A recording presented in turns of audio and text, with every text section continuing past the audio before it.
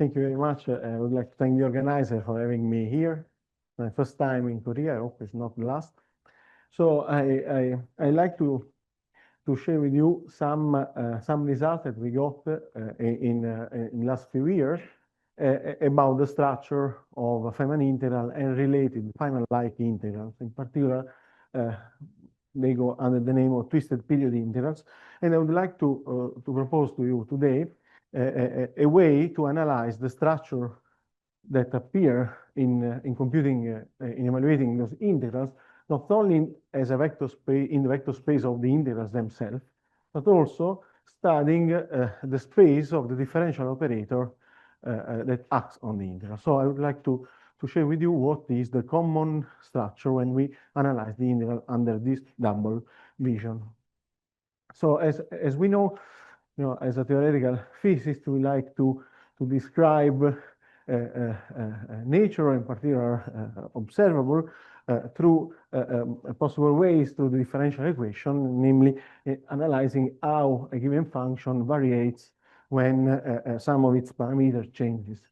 Now, analyzing a differential equation, it's not really different than analyzing some linear equation. In particular, if you bring the highermost differential operator, highest order, to the on the other hand side, you can look at the differential at this equation now as a decomposition of the nth order operator in terms of lower order one.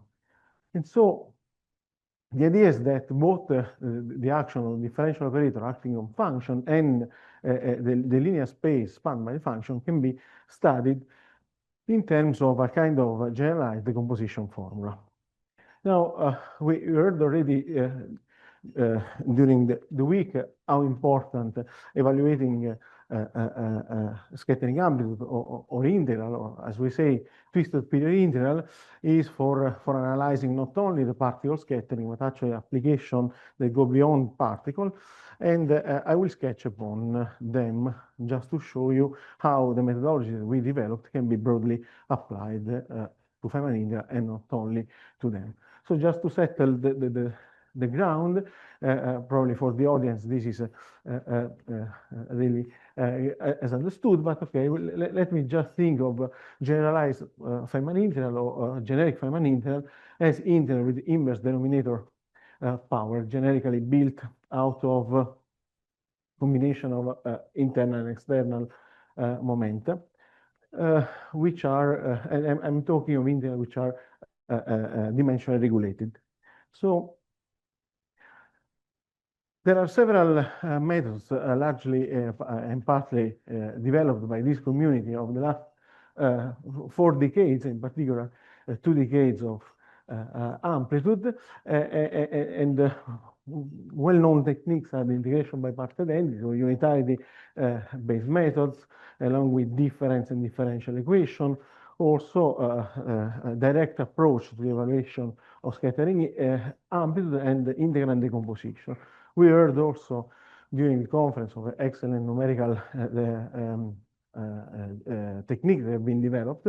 And so the idea is what we can try to elaborate more on that. So integration by parts identity are a tool that for multi-loop calculation has been essential to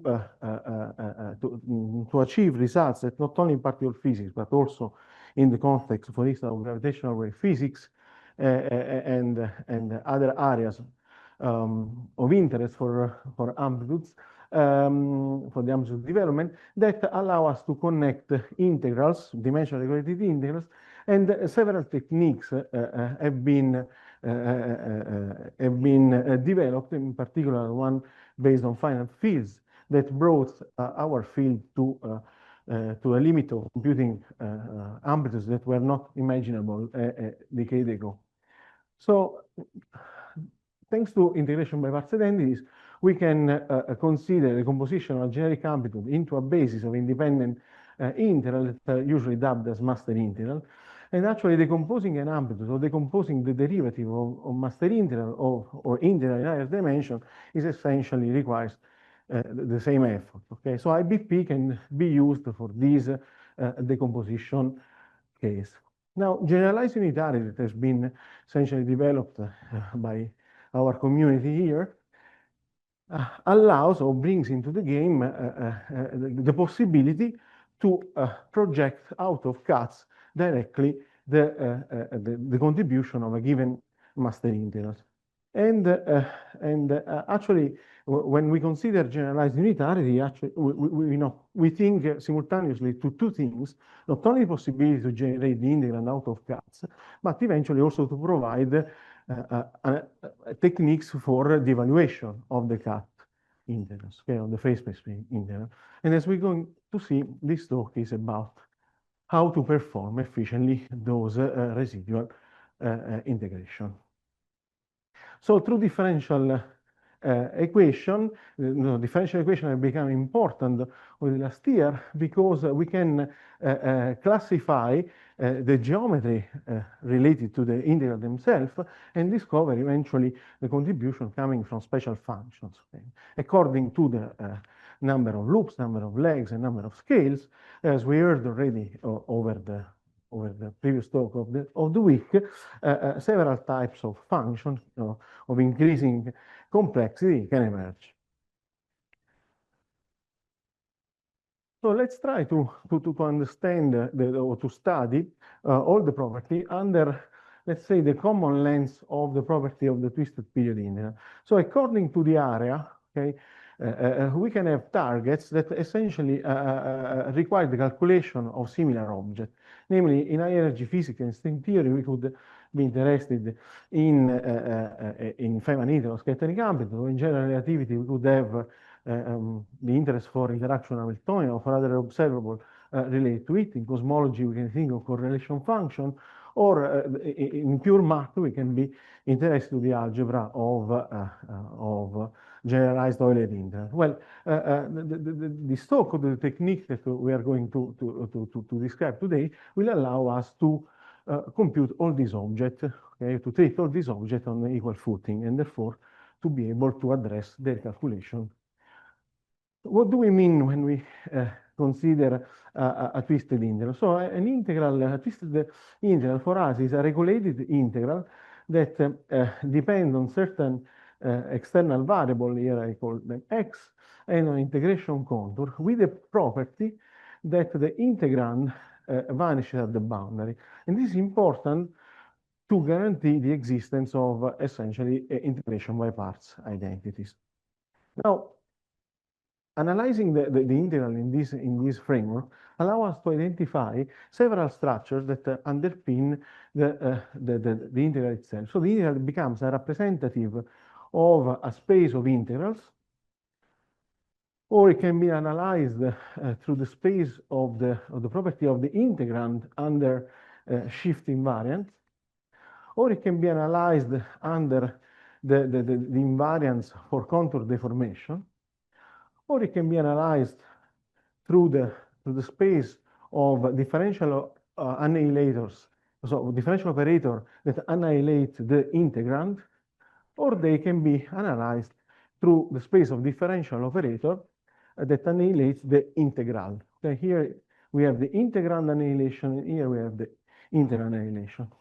And I will try to show that at least these four spaces are related. In particular, we can study the property of this integral under by analyzing the RAM cohomology group, or the theory of the dual theory of the RAM homology group, as well as relating this property to the generic property of the integral and to the space of differential equation with respect to the external variable. Okay. Now, those spaces share some common information, namely the generator of these spaces. Okay, for the integral, we know they are master integral, but in the RAM theory, we can identify master differential forms or master differential contour, whereas for the module, we can analyze the number or the type of independent partial derivative that acts on the integral. And nice thing is that all these spaces share the same dimension. Okay?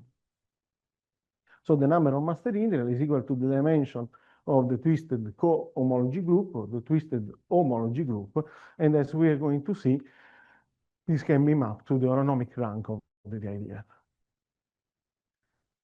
So what was our main goal in analyzing the vector space structure was to known or given the dimension of a vector space of integral, we would like to consider eventually a certain number of master integral that obey orthogonality and completeness relation such that any integral could be projected out of the integral basis with a notion of an inner product among integrals themselves.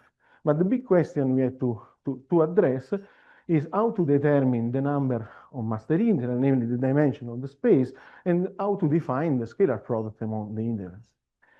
And for this, the intersection theory for the RAM cohomology give us the proper mathematical framework to define both the dimension of the space and the inner product. In particular, we consider twisted period integral, whose integral now is the product of two functions. One is a multivalued function, here indicated by u, times a differential form, with the property that u vanishes at the integration boundary.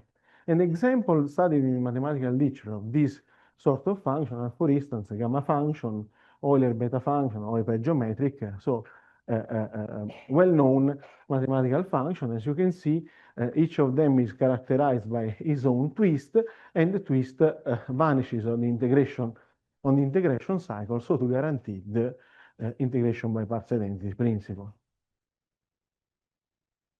So also Feynman integral admit this interpretation in terms of twisted period integral, in particular when one considers representation where the twist can be, for instance, represented by a certain polynomial, a certain graph polynomial that depends on the representation which is used.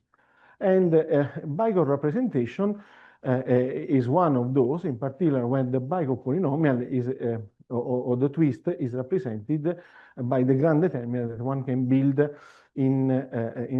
from the scalar product of the internal and external variable.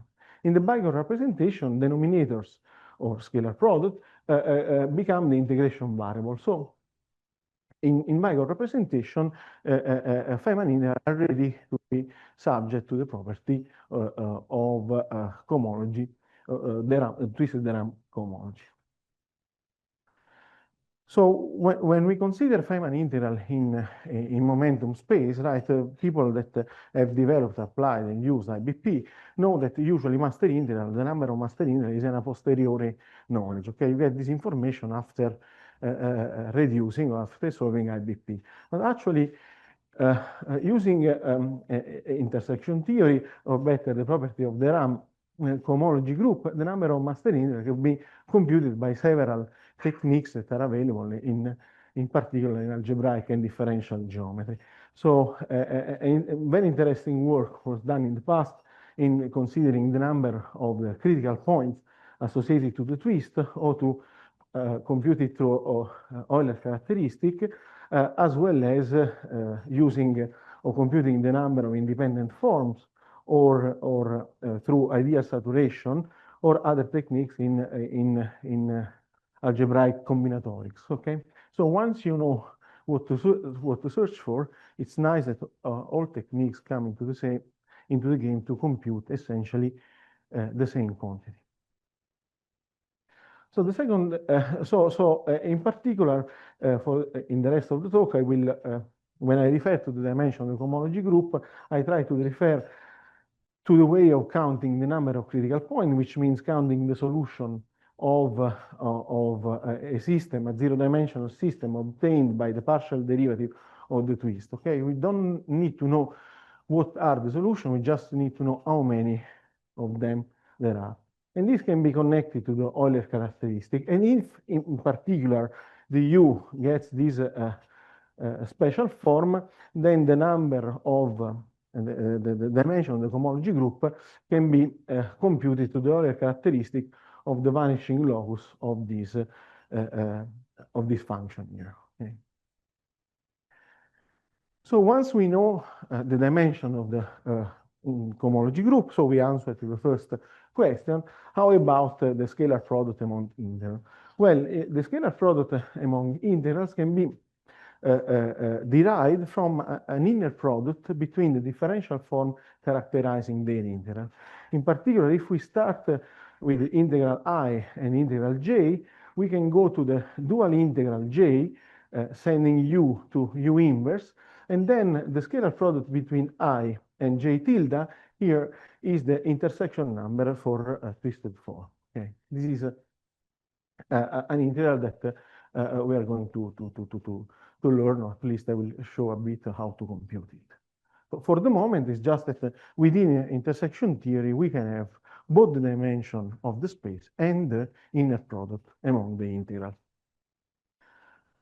So once we have the scalar product that I showed before, then decomposing an integral in terms of a basis becomes equivalent to decompose the differential form sitting in the integral into a basis of differential forms. And this can be done through the master decomposition formula that we derived in terms of intersection number.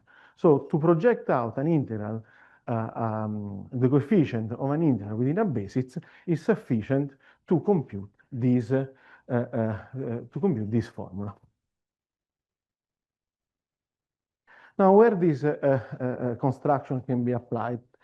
So one can, for instance, explore linear relation among twisted period integral, which could be a Gauss contiguity relation, integration by parts identity, differential equation, dimension shift relation, or finite difference equation, as well as a quadratic relation for the integral that I have no time to discuss during the talk, but it's something that is extremely interesting and again involves the calculation of intersection numbers. So up to now, I only conveyed the message that computing, so the coefficients of a linear decomposition can be expressed in terms of intersection number. But let's try to see a bit how to compute those and which methods are available for their computation. So let me start just from two forms, phi1 and phi2. Essentially, the intersection number of these two forms is the integral of the wedge product phi1 wedge phi2. Now, the idea to compute this object is to map the wedge product into a total differential. Okay, here I call it omega, and this form then can be, by Stokes' theorem, evaluated. You see that in order to define omega, we need phi2 is the same phi which is untouched, but also we have a psi1, which is a solution of a differential equation. So then, in order to compute this form, we need first to solve a differential equation and then mounting the capital omega and performing this integral. Now, this is if forms have no pole. What happens instead for the twisted homology case, that a similar line of reasoning can be applied to forms that are twisted, namely where the presence of u and u inverse is sitting inside the integral. And then from this very same step after Stokes' theorem, we could compute the Stokes integral with Cauchy residue theorem. So since we need to evaluate our capital omega around the boundary of our space, we can indeed replace this integral through the sum of the contribution around the residue of the form. Okay. Loosely speaking, that's the naive way of considering the evaluation of intersection number. And again, we need to solve a differential equation to bring the psi form here and computing then the residue of this form. The presence of twist actually introduces, so makes the straight differential to become a covariant derivative. But other than that, the philosophy is the same as in the regular setup. So now, over the years, there have been some improvement on the mathematical result that came actually from the community. And in particular, one may notice that instead of performing the sum at all poles, one could consider simply directly the residue where the full Bicop polynomial vanishes, okay, considering a kind of global residue and eventually adding the point at infinity, the residue at infinity. This simplification allowed us to elaborate on this formula, introducing the concept of companion tensor algebra and to work in a quotient ideal, so that instead of working with the operation that require the solution of a differential equation and residue theorem, we could essentially replace all those operations in terms of matrix multiplication. Okay, and this had a dramatic impact in improving the way intersection number can be computed. A second interesting improvement came from the possibility of using as differential form also Dirac delta form that have a special simple, that are simple to evaluate when they are inside the intersection number. And so all these ideas were extended to consider what I said up to now, what was valid for one form, could be extended to the n form, and in particular because the intersection number for n-dimensional form can be recursively written in terms of intersection number of one form iteratively. Okay. So with this tool, we were able to decompose, for instance, massless one loop 6 and 7-point integral, also to decompose some planar and non-planar diagram. And the last achievement was the decomposition of integral having two loop 5-point. What does it mean? Computing intersection number in combination with the unitarity cut. Well, in order to decompose, for instance, any integral associated to the massless two-loop ladder diagram, we would like to, having chosen this basis sketch here, we would like to extract the coefficient of this master integral. Now, the integral depends on 9 integration variables, therefore we would need to be able to compute intersection number for 9 form.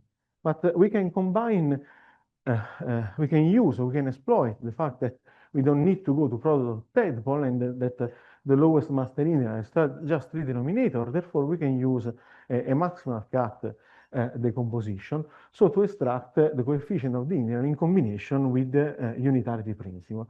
And here I just sketch what are the dimensions of the recursive cohomology group as well as the bases that have been used. And you do this all over spanning cuts until you exhaust all the master integral. Okay? So you can project out of your calculation directly the coefficient of the master integral. As I said, this was pushed to the composition of some integral belonging to 2 to 3 planar scattering amplitude, for which we were able to extract and compare the starting coefficient and compare their correctness with respect to integration by parts identities. So we reached some example of degree up to degree 20. So the nice thing of this technology is that the technology can be applied also to any sort of twisted period integral, and the goal here is just to find problem for which the integral that appear have the twisted period representation. So I will just sketch about a few applications here shortly in time, but the example can be found in the slide. I'm happy to discuss them later on. So for instance, we started by chance to consider the orthogonal polynomial that appear in quantum mechanics, and we were able to apply the intersection theory to harmonic oscillator and hydrogen atom. Here, these are problems that can be mapped to just one master integral. Similarly to the case of green function and tau function in integrable theory. Also in this case, this problem can be addressed in terms of cohomology dimension 1. We then apply to special Fourier integral appearing in the context of gravitational wave scattering, as well as in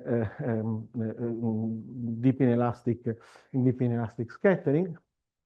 We applied it to the gluing method in n equal 4 wearing Mills, and as well as to cosmological integral that admit a twisted period representation, computing for the first time the one-loop correction to the two-site integral. In the last few minutes, I'd like to look at the other side of the medal and to try to study the space of annihilating differential operator. So I will talk about the module in terms of external variable. It's important to study the action of differential operators that annihilate an integral because, of course, they not only provide a tool to compute the integral themselves, but they become a tool to study their symmetries. For instance, a symmetry Callan-Symatsic equation, or Lorentz invariant symmetry, or other kinematical symmetry could be hidden at the level of the Lagrange. So in this case, instead of using Bygov representation, we are considering Feynman integral in Feynman parameter space in projective coordinate, and we are proposing to build the annihilators of the integral out of the combination of differential operator of two consecutive orders. Okay, so we consider these ansatz of generic differential operator with unknown coefficient that we want to find. And so what happens is that when we apply the differential operator to our twisted integral, we generate another twisted integral where some numerator and denominator appear. So the idea is that the differential operator that we built annihilates the integral if we are able to map this integral to a special zero obtained by the vanishing of a differential form. Now, the twisted version of Griffith work reduction allow us to build such a differential form, and in particular, then we can map the action of our annihilator on the integral onto these two terms, whose identity require that these conditions have to be satisfied by the numerator term here computed lambda, denoted by lambda. And by solving this equation, we are able then to identify and to fix the unknown coefficient that generate the annihilating, that produce the annihilator.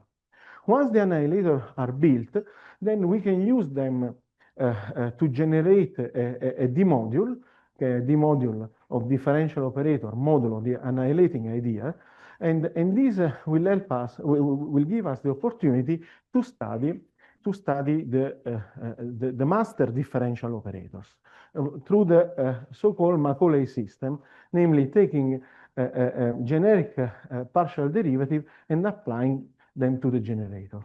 We can consider the Macaulay system as a system of differential operator that parallel Laporta integral for Laporta system for generic integrals. And what we observe is that the holonomic rank of this D-module happen to be equivalent to the RAM cohomology group, namely the number of master integral. So this algorithm allow us to apply directly to generate directly D-module, D-module for our Feynman integral or for generic Feynman integral that usually are restriction of GKZ, while GKZ system, for GKZ system, the identity between the holonomic rank and the dimension of the cohomology group has been proven as a theorem. For the restriction, for Feynman integral restriction on GKZ integral, this is not proven, and that's what we conjecture. We have applied this algorithm to a few simple examples of integrals are sketched here, both for mathematical function and some multi-loop diagram, as well as also to Witten diagram in dimensional regularization and DS4. And here I just sketch what are the usual effort to one needs to the main step of our algorithm. You start from the definition of the integral, namely classifying the semantic polynomial, and then you generate the annihilating the annihilating differential operator. Then you can construct the D module, and within the D module you can generate directly Pfaffian system of Picard-Fuchs equation, so avoiding or in alternative to the IBP construction. So these are, for instance, the structure of this differential operator here for the three-loop sunrise, which where you can identify the K3 structure, as well as for any sort of other integral, for instance, the twist of the Witten diagram. What's important here is that these some of these annihilators are clearly the Euler homogeneity annihilators, but they come out of our algorithm. Okay, we could write them from scratch directly from the form of the integral, but actually by self-consistency, for self-consistency, they happen to be derived within our algorithm. So, okay, I go to conclusion and say that this analysis that we did, both on the integral structure and on the differential structure of Bay by twisted period integral, allow to study simultaneously several problems at time.